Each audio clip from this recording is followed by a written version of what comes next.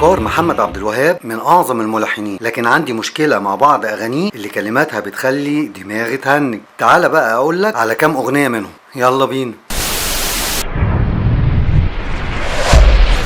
مساء الفل يا حلوين، الموسيقار محمد عبد الوهاب غنى اغنيه حكيم عيون.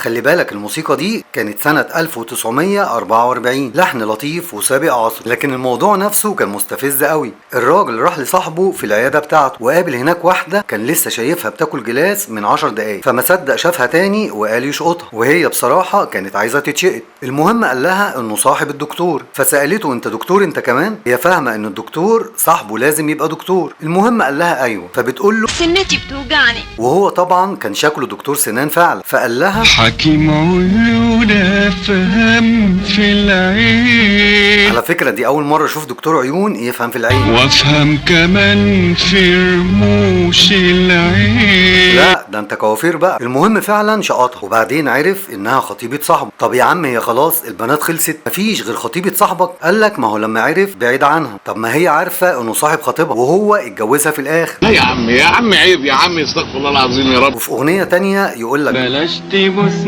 في عينيا دي البوسة في العين تفرق. حضرتك الأغنية دي المفروض ما تخرجش بره أوضة النوم أصلا. يمكن في يوم ترجع ليا والقلب حلمه يتحقق. هو البوس اللي في العين ده وكان الحلم لسه ما اتحققش. خلي الوداع من غير قبل. قبل ايه بس يا باشا؟ هي الأغنية دي عدت من الرقابة ازاي؟ لا يا عم عيب يا عم، استغفر الله العظيم يا رب. وفي أغنية تانية يقول لك علشان الشوك اللي في الورد بحب الورد. علشان الشوك اللي في الورد بحب الورد. طب ده كلام؟ الناس بتحب الورد عشان شكله، عشان ريحته، عشان تقطفه، لكن عشان الشوك واستنى جرحه وتعذيبه. هو حضرتك متأكد ان دي أغنية عاطفية حب وكده يعني؟ لا يا عم عيب يا عم، استغفر الله العظيم يا رب. وأغنية تانية برضو بيقول لك بفكر في اللي ناسيني وبنسى اللي فاكرني. ليه كده؟ طه ما هو دي مش جدعان. وبهرب من اللي شاريني